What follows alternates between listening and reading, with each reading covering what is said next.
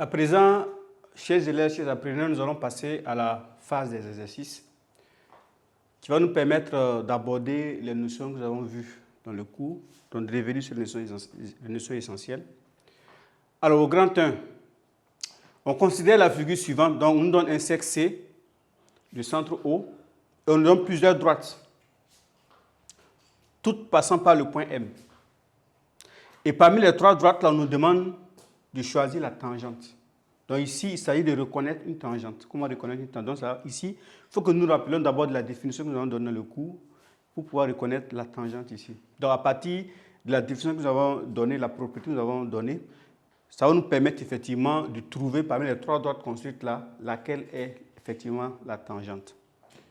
Alors, au grand 2, on donne un cercle C de centre O et de rayon 2 cm.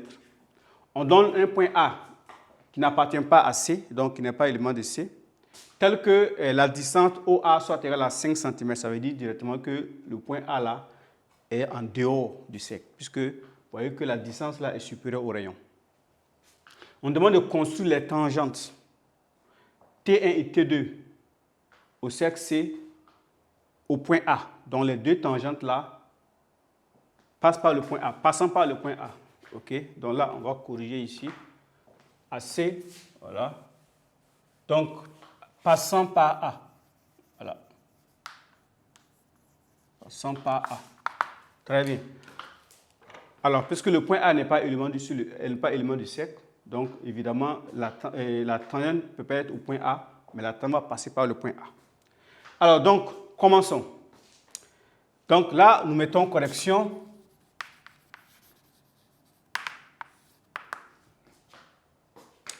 Parmi les trois droites, comment reconnaître la tangente parmi les trois droites? Alors, comme on l'a dit, on a dit que la tangente est perpendiculaire au rayon. Donc là, je vais regarder parmi les trois droites là, laquelle est perpendiculaire au rayon. Quand je prends par exemple la droite D3, que voici, la droite D3, je vois bien que ce n'est pas perpendiculaire au rayon OM. Quand je prends la droite D2 également, quand je regarde, elle n'est pas perpendiculaire au rayon OM. Ça veut dire que si je place l'équerre, je n'aurai pas un angle de 90 degrés.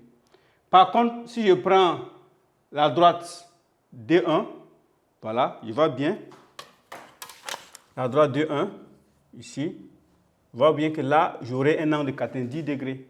Donc ici, parmi les trois droites ici construites là, la droite D1 vérifie la propriété de la tangente.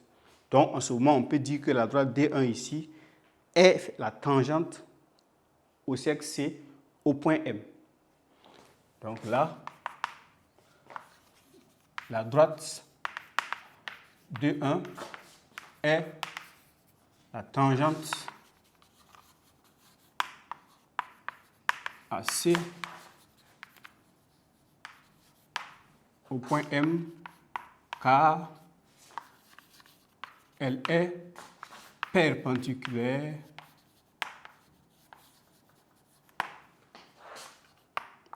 à la droite OM.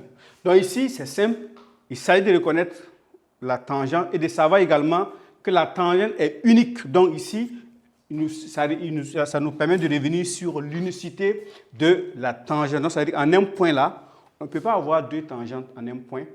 Voilà, donc on a plus une tangente en un point lorsque le point est élément de ce cercle-là. Donc ici, parmi les trois droites là, c'est la seule droite qui est la tangente ici, c'est la droite D1 parce que c'est elle qui est perpendiculaire au rayon OM.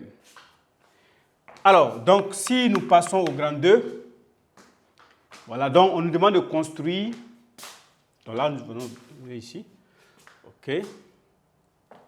Donc on va construire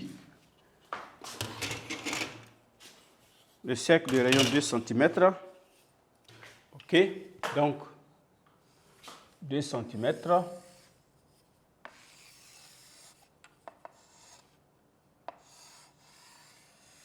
Ok. O. C. Et on me demande de placer le point A tel que la distance là, O à la soit égale à 5 cm. Donc 5 cm. quelque part là, voilà, donc je mets ça ici. Voilà, 5 cm, c'est là, A c'est là.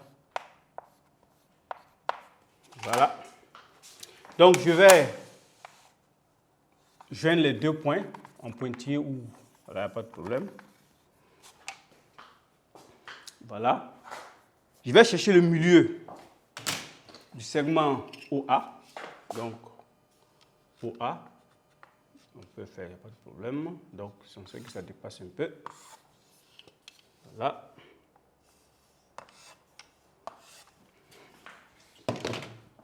OK. Donc là, je prends le point O', le centre de mon nouveau cercle. Voilà. Donc, je vais construire le cercle, mon nouveau cercle là. Le diamètre OA. Attention, là, ça a dépassé tout légèrement. Voilà. Donc, ici, là, comme pas bouger. OK. Voilà.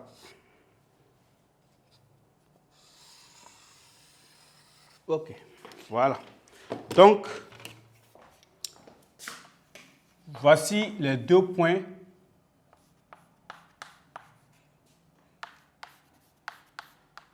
communs des deux cercles. Donc, C et C'.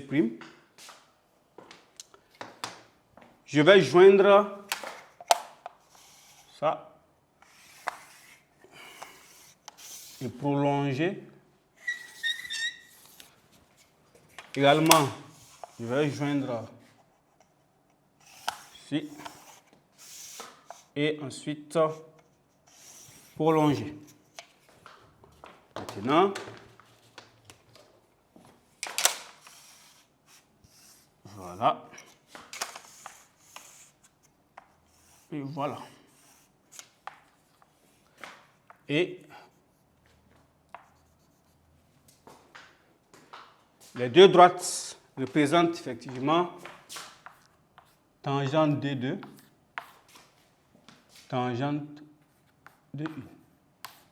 Voilà, donc ici j'ai construit les deux tangentes au cercle C, passant par le point A, avec le point A qui est hors de C. Donc voici comment on peut construire effectivement la tangente à un cercle lorsque la tangente à un cercle passe par un point donné lorsque ce point-là n'est pas élément de ce cercle. Alors donc voici les différents points importants que nous avons parcourus. Voilà, révisiter les notions que nous avons eu à aborder dans le cours. Donc nous sommes revenus un peu là-dessus pour que vous puissiez comprendre. Donc il faut comprendre que si un point appartient à un cercle, il n'y a qu'une seule tangente à ce cercle-là passant par ce point, d'où l'unicité de la tangente. Okay? Également, lorsque le point n'est pas élément de ce cercle-là, il faut savoir construire effectivement la tangente à ce cercle-là passant par ce point. Et dans ce cas de figure-là, nous avons deux tangentes en ce moment lorsque le point n'est pas élément de ce cercle. Mais lorsque le point est élément de ce cercle, voilà, on peut construire plus une seule tangente passant par ce point et tangente à ce cercle. Mais lorsque le point n'est pas élément de ce cercle, on peut construire deux tangentes à ce cercle-là passant par ce point.